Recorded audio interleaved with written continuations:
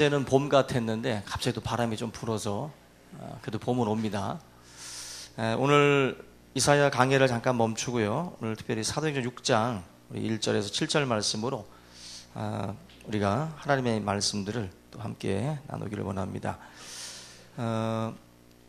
이 하늘을 날아가는 그 기러기 떼를 여러분들이 보신 적이 있을 텐데, 잘 알려진 이야기 중에 이 조류학자들에 의하면 이 V자 형태로 이 기러기들이 대열을 지어서 날아가는데, 그 대열을 지어서 날아가는 그 형태를 통해서 우리가 많은 것들을 우리가 배울 수가 있다라고 말을 합니다. 첫째로는 이 기러기는 혼자 나는 것보다는 떼를 지어서 날아갈 때 훨씬 더 오래 날 수가 있다고 그래요. 71% 정도를 더 날 수 있다라고 그러는데, 협력의 원리죠. 협력의 원리. 두 번째로는 이 기러기들은 날면서 계속해서 운다고 합니다. 슬퍼서 우는 게 아니라 바로 이 자기 자신이 서 있는 그런 위치를 알리고, 그리고 서로를 격려하는 그런 나팔 소리와 같은 역할을 한다. 그래서 우리가 가족들에게 막 화이팅, 또 친구들에게 화이팅 하듯이 이 기러기들이 우는 소리가 바로 서로를 격려하는 그러한 소리라고들 말을 합니다. 세 번째로는 만일의 경우에 이 기러기 떼 중에 한 마리가 부상을 당해서 여행을 계속하지 못하고 불시착을 하게 될 때, 그때 반드시 서너 마리가 같이 내려앉는다고 그래요. 그래서 그 부상당한 그 기러기들과 함께 어떻게 보면 이제 같이 있으면서 회복할 때까지 서로에게 또 힘이 돼주고 의지의 대상이 되어준다는 것입니다. 여러분들, 낙오자를 그냥 버려두고 가는 집단이 아니라 낙오자까지 책임을 지고 끌고 가는 집단이 기러기 떼예요. 그러고 보면 이 기러기 떼를 통해서 우리가 이 교회 공동체라고 하는 이 안에서도 우리가 어떠한 모습으로 나가야 할 것인지에 대한 것을 우리가 교훈을 얻을 수가 있습니다. 여러분들, 날아가는 이 기러기 떼 중에서 가장 그 힘든 그 포지션이 어딜까요? V자 대형원에서 날아갈 때 아마 맨 앞에 서 있는 그러한 기러기일 겁니다. 근데 이 기러기 떼들이 날아갈 때 맨 앞에 있는 기러기들을 인도자 기러기라고 그러는데, 그 인도하는 그 기러기는 한 마리가 아니라 여러 마리라고 그래요. 그래서 한 마리가 날아가다가 지치면 뒤로 빠지고, 뒤에 있던 기러기가 앞으로 오고, 또 날아가다 지치면 뒤로 빠지고, 뒤에 있던 기러기가 또 앞에 정렬을 또 가다듬고, 그런 식으로 해서 계속해서 앞에서 리드해 가면서 날아가는 그 리더, 인도자 기러기들이 몇 마리가 있다라는 것입니다. 우리가 교회라고 하는 것도 교회 공동체도 기러기 떼와 같이 어떤 목적지를 향해서 날아가고 있는데, 하나님 주님이 계신 저 천국을 향해서 날아가는 거죠. 근데 이 교회 공동체도 기러기 떼와 같이 리더라고 하는 그 사람들이 있는데, 리더는 한 사람이 아니라는 거예요. 기러기 떼에도 리더가 하나가 아닌 것처럼 교회 공동체에도 여러 사람의 직분자들이 리더로서 교회 공동체를 끌고 가는 어떤 그러한 필요가 있습니다. 그걸 우리가 교회에서는 재직, 그리고 직분자라고들 말씀들을 하고 있습니다. 우리 포지션 중에 앞에 가는 그 기러기 떼가 가장 힘들다고 말씀한 것처럼, 직분자가 되고 이 재직이 돼서 하나님의 교회의 일선에서 서서 나갈 때 힘들다는 거죠. 분명히 직분을 받았을 때와 받지 않았을 때는 다르다는 거예요. 그냥 뒤에서 따라갔을 때와 앞에서 끌고 가는 거는 천지차이입니다. 저와 여러분들이 그런 부분에서 오늘 저는 먼저 우리 교회가 권사를 피택을 하고 집사를 피택한 시점에서 이 사도행전 6장을 통해서 우리 직분자들이 내가 어떤 모습으로 이 사역들을 감당해야 될 것인지, 그리고 직분을 받지 못했다 할지라도 앞으로 또 우리 교회 안에서 또 나아올 그런 직분자들이 많이 있다라고 생각이 됩니다. 어떤 모습으로 교회를 섬기면서 직분자로서 준비해야 될 것인지를 또 함께 우리가 좀 깨닫는 그런 시간이 될 수 있기를 주님의 이름으로 축원합니다. 직분자라는 것은 말 그대로 일하는 자리예요. 일하는 자리, 그리고 힘든 자리입니다. 그런데 어떤 분이, 목사님 저는 교회 생활이 너무 좋고 너무 편해요, 그러면은 그분은 놀고 있는 거예요. 그건 직분자가 할 소리가 아닙니다. 직분자는 목사님 힘드네요. 요게 직분자가 할 소리예요. 제가 힘드네요라는 말도 하지 말라고 할 수는 없어요. 힘드니까. 직분자라는 것은 어떻게 보면은 막 비바람에 몰아칠 때 먼저 맞고 가는 거거든요. 그런 면에서 직분자는 힘들다라는 거예요. 힘들다. 그리고 다른 누구보다도 또 괴로운 일도 많고 오해도 많고 여러 가지 일들을 우리 직분자들이 경험할 수 있다는 것입니다. 육체적으로 또 정신적으로 힘든 상황에 놓여 있는 것이 직분자지, 육체도 정신도 너무 편한 사람은 직분자가 아니에요. 그만큼 교회의 여러 가지에 대해서 전혀 생각이 없는 거예요. 애들은 밥이 목구멍으로 넘어가도 부모들은 밥이 안 넘어갈 수 있죠. 한마디로 모든 것에 대해서 알고 있으면 그러한 것에 대해서 잘 소화를 못 시킵니다. 우리가 직분자라고 하는 이 자리가 어떤 자리인가 하는 것을 분명히 우리가 알아야 됩니다.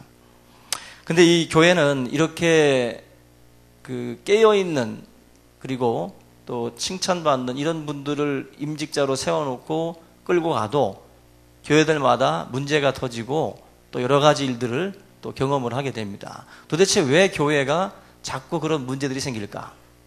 이유는 단 한 가지입니다. 교회에 문제가 생기고 아픔이 자꾸 생기는 이유는 교회는 완전하지 않기 때문이에요. 지상의 교회는 완전하지 않습니다. 지상에 있는 어떤 교회도 완전하지 않아요. 여러분들이 어떤 교회를 저한테 한번 소개를 해주면 그 교회가 완벽할 것 같지만 그렇지 않습니다. 뭐 남의 집 잔디가 더 파랗게 보인다고 결코 어떠한 교회도, 한국 교회도 미국 교회도 어느 지역에 있는 교회도 완벽하지 않아요.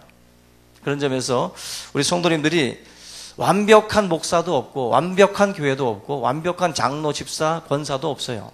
모두가 다 부족한 가운데에 하나님의 일들을 감당하다 보니까 분쟁도 있고 다툼도 있고 그 속에 문제들이 발생을 하게 된다는 것입니다. 역사적으로 거의 완벽하다라고 하는 교회가 예루살렘 교회예요. 그래서 가끔 우리가 그런 말들을 하잖아요. 이 현대 교회의 이런 여러 가지 불의와 부조리를 보면서 초대교회로 돌아가자, 초대교회로 돌아가자. 근데 초대교회 돌아가봤자 예루살렘 교회도 분쟁이 있어요. 오늘 본문이 어느 교회입니까? 초대교회, 예루살렘 교회예요. 초대교회로 돌아가도 그 교회에 문제가 있는 이유는 지상에 있는 어떤 교회도 완벽하지 않기 때문이에요. 에베소, 빌립보, 고린도 모든 교회에 다 문제가 있습니다. 바로 이 구성원, 예수 그리스도는 변함없는 분이고 완벽하신 분이지만 그를 섬기는 우리 성도들은 불완전한 존재입니다. 그 불완전한 존재들이 같이 모여서 교회를 같이 끌고 나가다 보면 그 속에 잡음이라는 것이 날 수밖에 없습니다. 그런 부분에서 오늘 이 예루살렘 교회에 일어난 이 분쟁을 보면서 우리가 이 교회가 어떻게 또 지혜롭게 이 문제를 극복했는지 보면서 분쟁이 없는 게 우리의 소망이지만 그럴 수는 없고요. 교회에 문제가 생겼을 때 어떻게 대처하느냐가 그 교회가 힘 있는 교회고 건강한 교회예요. 건강하다고 병 안 걸립니까? 병 걸리죠. 그러나 그걸 이겨내고, 그죠? 다시 일어서는 그 힘이 있는 거죠. 우리 총신교회도 분명히 작고 큰 문제들이 있습니다. 그 문제들을 보면서 우리가 교회 자체를 부정하고 그것을 우리가 한마디로 떠나는 그런 것이 아니라 교회라고 하는 이 공동체를 바라보면서 저와 여러분들이 기도하면서 그 분쟁의 문제, 다툼의 문제들이 무언가를 고민하면서 그 문제를 풀어나가는 그런 지혜로운 우리 성도들이 다 되시기를 주님의 이름으로 축원합니다. 우리가 이 본문 보면은 어떤 분쟁이 있었는가 보니까 예루살렘 교회 안에 그 두 부류가 있어요. 헬라파 유대인이 있고 히브리파 유대인이 있어요. 히브리파 유대인은 정통, 그리고 헬라파는 그리스 문화에 젖어 있는, 그러니까 그 외부에서 들어온 유대인들이에요. 그러니까 이 두 부류가 교회 공동체 안에 같이 모여 있습니다. 당시에 먹고 사는 문제가 아주 절박한 그런 그 상황이다 보니까 교회에서 불쌍한 사람들을 돕는 그런 구제 사역을 하기 시작을 했습니다. 1절 보면은 헬라파 과부들이 구제의 그 대상에서 자주 제외가 된 거예요. 헬라파 유대인들이 가만히 보니까 왜 우리 헬라파 과부들은 안 도와주고 자꾸 히브리파 과부들만 도와주느냐. 거기에 이 헬라파 사람들이 교회도 사람 차별하냐, 인종 차별하냐, 이런 말들이 이제 이야기 되면서 교회 안에 문제가 생기기 시작한 거예요. 교회 안에 원망과 또 불평, 이런 말들이 이 문제로 인해서 발생을 하고 터지기 시작을 합니다. 교회 안에 기도 많이 하는 사람들이 많아야겠죠. 근데 교회 안에 원망과 불평을 하는 사람들도 항상 있습니다. 모세의 인도 아래 애굽에서 나올 때에도 이스라엘 백성들 무리 안에는 원망과 불평을 일삼는 무리들이 같이 섞여서 나왔어요. 그래서 하나님의 이끄심에 대한 믿음이 없어서 가면서 계속 원망하고 계속 불평하는 그런 일들이 계속 벌어지게 됩니다. 교회가 평화로우려면 기도하는 사람이 많아야 돼요. 하나님의 영으로 충만한 사람들이 많아야지, 원망과 불평으로 일관하는 사람들이 10명이 아니라 1명, 2명만 있어도 교회는 흔들립니다. 교회를 세우기 위해서 우리가 사람들을 세우는데 오히려 교회를 흔드는 일들이 벌어질 때가 있어요. 우리가 주위 사람들을 이 뒤흔드는 그러한 그 세력들, 바로 교회를 흔들고 교회를 무너뜨리는, 그것이 어디서부터 시작이 되느냐? 원망과 불평에서부터 시작이 돼요.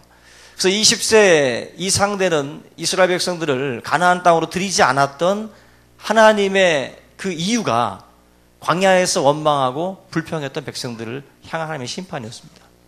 우리의 삶에도 정말 참고 견디며 가는 이가 있고, 또 원망과 불평으로 때마다 시마다 우리가 걸고 넘어지는 사람들이 있어요. 이것은 바로 우리들의 어떤 그 마음의 자세와 우리의 관점의 문제인데, 내가 하나님의 몸 된 교회에 어떤 존재로 서야 되는가? 내가 교회를 세우는 자로 설 것인가? 아니면 흔드는 자로 설 것인가? 내 말이 한마디가 교회를 좌지우지할 수 있어요. 사람의 말 한마디가 전체 사람들의 마음을 무너뜨릴 수 있어요. 그래서 이스라엘 백성들이 성전을 건축하고 성벽을 짓고 나갈 때 그 도비아라든지 이런 그 이방인들이 여러 말들로 이 유대인들을 낙심케 했습니다. 여우가 올라가도 무너지겠다. 그거 져서 뭐 하겠냐.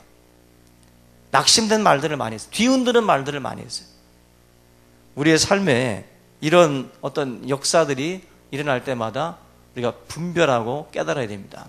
지금 예루살렘 교회 안에 지금 이제 분쟁이 일어나고 있는데, 왜 분쟁이 일어났는가? 왜? 그 중심을 들어가 보면 지금 일할 사람이 없어서 분쟁이 일어났어요. 정확하게 말하면 일할 사람이 없다 보니까 하루에 3,000명씩 회개를 했어요. 그러니까 거의 한 3개 대대 병력이 그냥 하루에 새신자 등록을 하는 거예요. 예루살렘 교회가. 그렇게 되다 보니까 그 학자들은 예루살렘 교회가 6만에서 한 10만 명 정도 됐을 거라고 봐요. 그 당시에. 그냥 폭발적으로 성령의 역사가 일어나다 보니까 이 교회가 성장을 했습니다. 그런데 그 전체 인원을 관리하는 자는 몇 명이었냐면은 12사도였어요. 12사도. 12명에서 수만 명을 관리한다. 있을 수가 없죠. 거기에서 어떤 문제가 일어나게 되냐면은 돌봄 사역에서 세심함이 떨어져요. 좀 더 좀 세심하게 살필 수 있는 부분들을 놓친다는 거죠. 거기서 문제가 발생을 하게 되는 거예요. 이 사도 12사도가 말씀 준비하랴, 기도하랴, 또 구제사역에 동참하랴, 이것저것 수만 명을 다 뒤치다거리 하려다 보니까 거기에서 문제가 생기는 거예요. 뭐 구제 받으러 왔던 사람이 뭐 나눠주던 베드로 눈빛이 안 좋았다는 등, 뭐 영 마음이 찝찝하다고, 전혀 생각지도 않았던 그런 일들이 막 여기서 저기서 터지기 시작하는 거예요. 서비스가 안 좋다, 뭐 교회가 왜 저렇다 따위로다가 도와주느냐, 이런저런 말들이 막 터지기 시작을 하는 거예요. 왜? 결국 폭발적으로 부흥을 하니까 수적인 부분에서 감당을 못하는 거예요. 그 감당할 수 없는 그 부분에 대해서 결국 거기서 원망과 불평이 막 터져 나오기 시작을 했다라는 것입니다. 본문 2절 보시면 12사도가 모든 제자를 불러 이르되 우리가 하나님의 말씀을 제쳐놓고 접대를 일삼는 것이 마땅하지 않다. 그냥 제자들은 있었지만 실제적인 관리는 12사도가 한 거예요. 12사도가. 이 자체가 너무 벅찬 거죠. 너무 벅찬 거죠. 그래서 안 되겠다 싶어서 일할 직분자들을 세우게 된 겁니다. 그래서 세운 것이 7 집사예요. 그래서 이들이 결국 이유가 일손이 부족해서 세워진 자들이에요. 하나님의 교회. 교회의 직분은 굉장히 실용적이라는 걸 아셔야 돼요. 교회의 직분은 명예직이 아닙니다. 교회의 직은 예루살렘 교회의 필요에 따라서 만들어진 자리예요. 만들어진 자리. 직분이라는 것은 그런 면에서 일을 하는 자리지 앉아있는 자리가 아니에요. 앉아있는 자리가.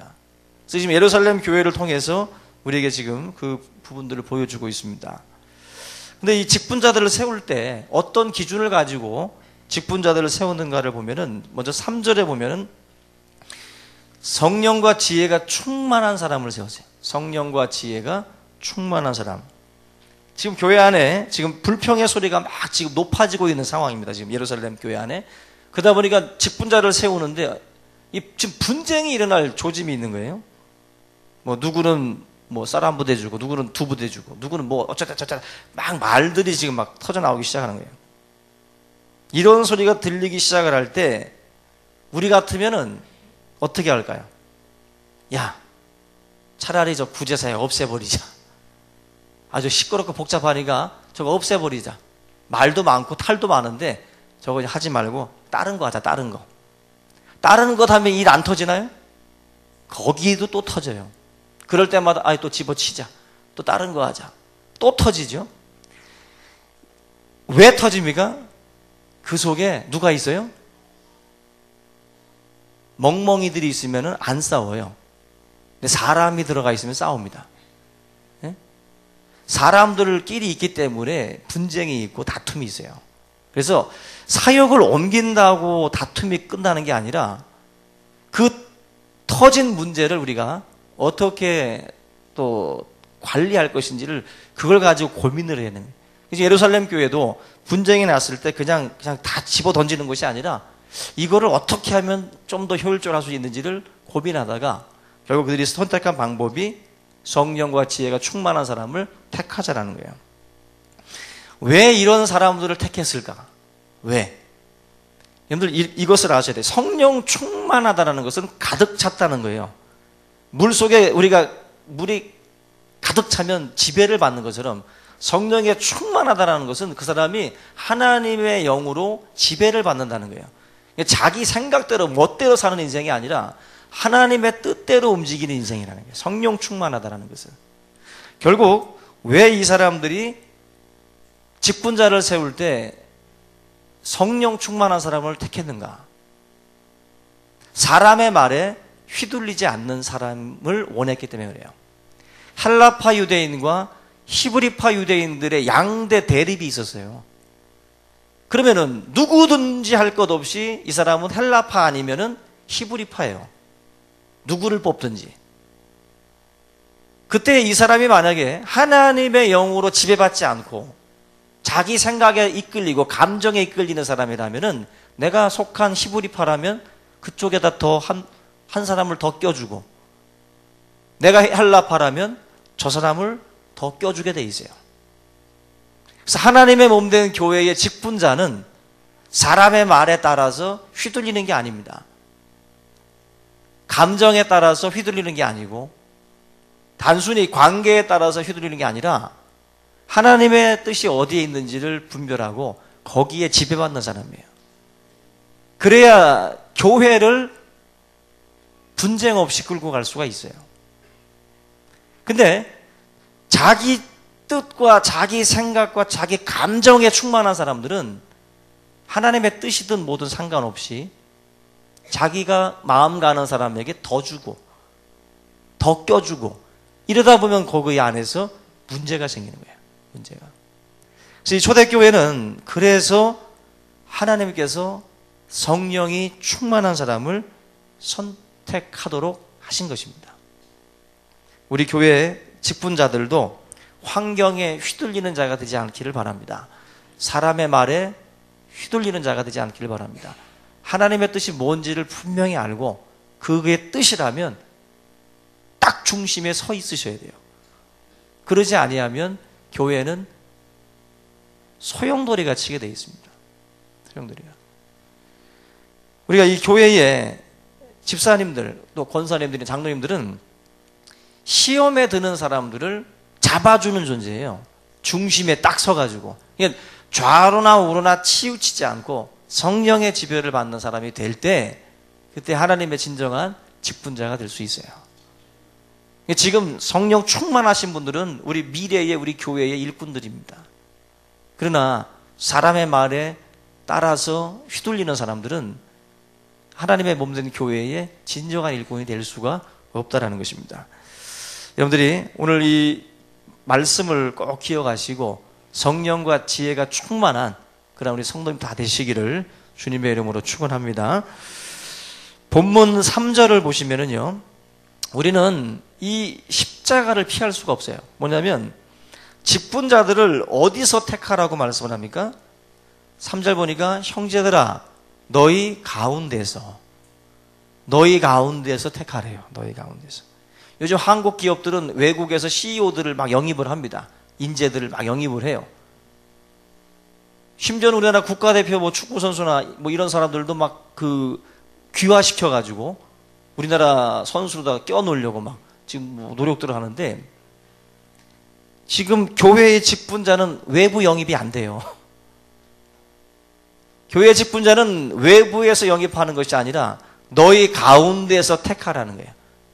아멘. 너희 가운데서 택해라. 우리 가운데서 뽑는 거예요. 옆 교회 가가지고 좀 달라고 저분 괜찮은데 우리 교회에서 영입하겠다고 할 수 있어요, 없어요? 없습니다. 뭐 축구 선수 같이 뭐 이적료 2억 주면 가겠습니다. 해가지고 뭐 이적료 받고 우리 교회로 옮기고 더 좋은 일꾼 만들어서 더 부풀려가지고 한 10억 받고 더 저 교회를 팔고 이렇게 재능 있는 일꾼들을 이렇게 계속해서 불려서 보낼 수 있어요? 없지요. 교회 일꾼은 이적 대상이 아니에요. 교회 일꾼은 우리 안에서 죽이 되든 밥이 되든 이 안에서 고르는 거예요. 아멘? 여기 가운데에서 택하라는 거예요. 이 가운데에서. 결국 하나님의 뜻은 교회를 사랑하고 하나님을 사랑하고 섬기는 이 교회 성도들을 사랑하는 그 사람들을 이 안에서 택하라는 거예요. 어찌 밖에 있는 사람이 우리를 사랑할 수 있겠어요? 밖에 있는 분이 어떻게 우리 교회를 더 자세히 알겠습니까? 이 가운데에서 사람을 택하라는 거예요. 이 가운데에서. 우리 모든 성도님들을 향한 하나님의 뜻입니다. 아무리 지식이 많고 능력이 많아도 교회 밖에 있으면 그분은 우리 교회 일꾼 아니에요. 부족하고 연약해도 우리 가운데에서 택해야 돼요. 일꾼은. 하나님께서 여러분이 그런 성도가 되시기를 원합니다. 우리 교회 안에 정말 많은 일꾼들이 이 안에서 나올 수 있기를 주님의 이름으로 축원합니다. 우리 두 번째로 이 초대교회 직분자들을 보게 되면 3절에 그 칭찬받는 사람 7을 택하라고 말씀을 하죠. 칭찬받는 사람. 우리 한국 성경은 지금 그 칭찬받는 사람이라고 되어 있는데 영어 번역본 킹 제임스 버전에서는 이렇게 나옵니다. earnest report라고 나와요. 좀 더 이게 뭐냐면 칭찬받는다라고 그러면은 성경 어느 부분에서는 너가 사람에게 칭찬을 받으면 그죠? 뭐 화가 있다라는 말씀도 있으니까 그런 의미로다가 보게 되면 이 칭찬받는다라는 게 도대체 뭔가 좀 헷갈릴 수 있는데 이 earnest report라는 말은요 이런 뜻입니다. 정직한 사람이라는 평가를 받는 사람. 그죠? 좀 더 와닿죠? 그냥 칭찬받는다고 하면 뭐 해도 흥, 저래도 흥 하는 사람? 그런 사람이 그냥 칭찬받는 건가? 잘 헷갈리는데 정직한 사람이라는 평가를 받는 사람을 7을 택하라는 거예요. 그러면은 아무 말 없겠죠. 아무 말 없겠죠. 교회 안에 하나님의 일꾼들을 세울 때는 선한 사람, 착한 사람, 정직한 사람, 그런 사람을 하나님의 일꾼으로 세우라. 입만 열면 거짓말하는 사람이 있어요. 입만 열면 아주 그냥 허풍을 가지고 사는 사람들. 그런 사람은 하나님의 교회 일꾼 될 수 없어요.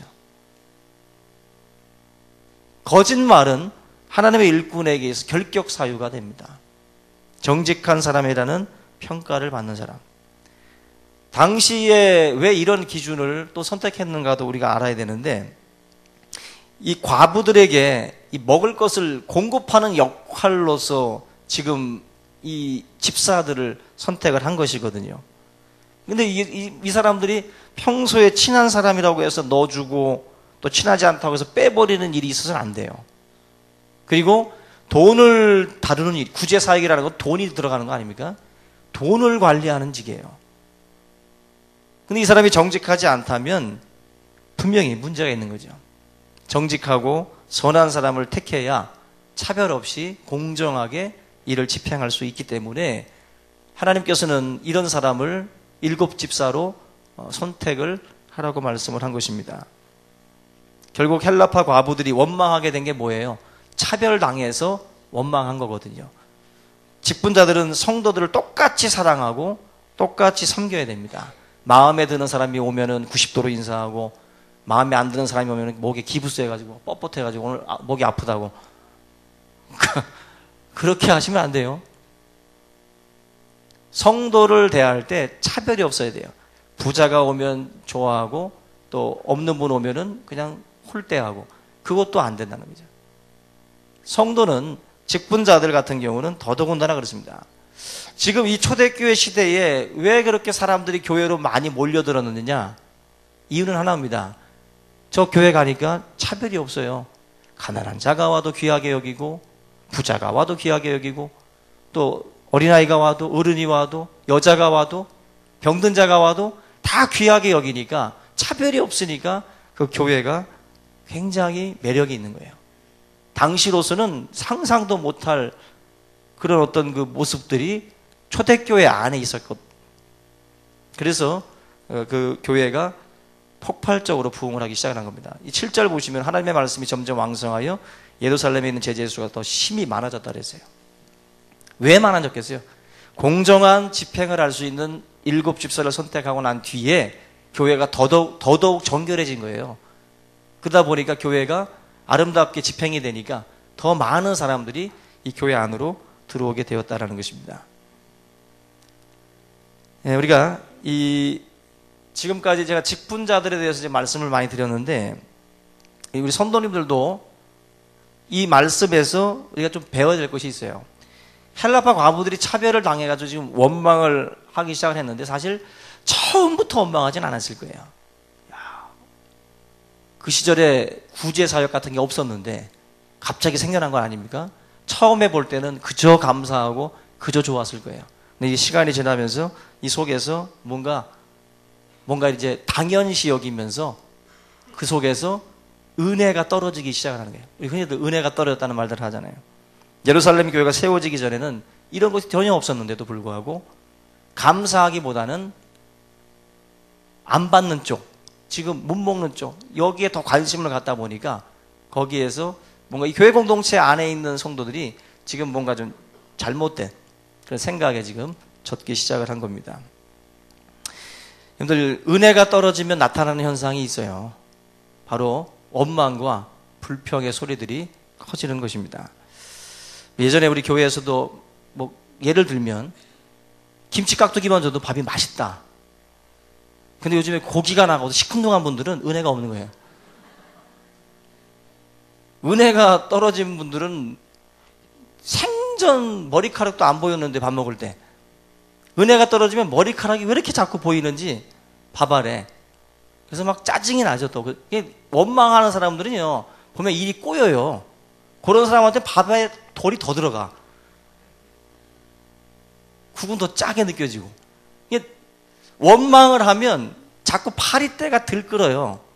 자꾸 이상하게 그 사람을 더 꼬게 만들어요. 더 원망하게 만들고 더 불평하도록 그냥 막 무거운 돌도 날라와서 들어가. 예? 파리도 2마리 앉이고 막 그러는 거예요. 그건 막 짜증이 나는 거죠. 막 원망과 불평이 막 터지나오는 거예요.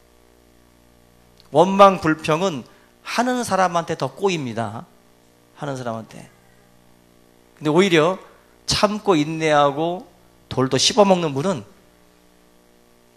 은혜가 넘칠 줄로 믿습니다. 하나의 뭐 비밀이라고 볼 수가 있어요. 어떤 분은 이런 말을 했어요. 은혜가 넘치는 교회가 되려면 쓰레기통 같은 성도가 많아야 된다. 쓰레기통 주변은 깨끗하죠. 더러운 것들 다 담죠. 직분자들이든 성도든 다 할 것 없이 모든 분들이 해야 될 일은 내 주위에 더러운 말들이 떠다니면 그거 다 담아야 돼요. 담고 내가 품고 있어야지 그 더러운 것을 다 밟고 지나다니는데도 그냥 내비두면 안 돼요. 직분자든 성도든 다 할 것 없이 쓰레기통 되시기 바랍니다. 아멘 해도 좀 찝찝하죠? 쓰레기통 되셔야 돼요. 다 담으세요. 그 원망의 말들, 불평의 말들을 담아서 교회를 안정되게 우리가 만드는 것이 우리의 역할이에요. 성도들의 역할이 그런 거고 직분자들의 역할이 그런 겁니다. 주변에 떠다니는 말들을 교회는 완벽하지 않아요. 성도도 직분자도 목회자도 다 완벽하지 않습니다. 서로의 이런 것들에 대해서 다 주워 담고 끌어안고 나갈 때 교회가 안정된 모습으로 나아가게 될 줄로 믿습니다. 혹시라도 여러분들 입에서 원망과 불평이 나오기 시작을 하면 은혜 떨어졌구나. 기도원 가자. 올라가세요. 올라가고 하나님 앞에 엎드려 기도하고 처음 믿음, 처음 사랑을 회복할 수 있기를 주의 이름으로 부탁을 드립니다. 오늘날 교회는 전투하는 교회라고 그랬어요. 세상과 마귀는 어떻게든지 교회를 흔들어가지고 무너뜨리려고 합니다. 구제라고 하는 아름다운 이 사역을 하는 중에도 사단은 이 교회를 원망과 불평으로 물들게 만들어요. 참 희한하죠? 아름다운 사역 아닙니까? 구제 사역이. 근데 그 구제를 가지고도 원망과 불평을 끌고 오는 놈이 바로 사단이에요. 우리들의 사역이 구제만 있지 않아요. 아름다운 찬양 사역을 통해서도 원망과 불평을 끌고 올 수도 있는 거예요. 여러분들이 하고 있는 선교든 전도든 모든 아름다운 사역을 가지고도 얼마든지 원망과 불평을 끄집어낼 수 있는 놈이 바로 이 사단입니다. 그 좋고 아름다운 사역에다가 그런 정말 똥칠을 하는 놈이에요. 그때 우리가 분별하고 지혜롭게 넘기지 아니하면 모든 것들을 다 오늘도 접자, 이것도 접자, 저것도 때려치자, 다 하지 말자는 거예요. 다 하지 말자. 그게 마귀들의 전략이죠. 쉽게 포기해서는 안 돼요. 사역에 파리가 꼬일 때 그냥 그만 때려치자. 이건 바보 같은 생각입니다. 지혜롭게 이런 것들을 잘 물리쳐서 정말 우리들의 이 사역이 정말 아름답게 세워져 갈 수 있도록 서로서로가 지혜롭게 그리고 성령의 충만함으로 분별하면서 우리가 이 주의 뜻을 이뤄 나갈 수 있기를 주님의 이름으로 축원합니다. 오늘 이 시간에 말씀을 붙들고 함께 통성으로 함께 기도하겠습니다.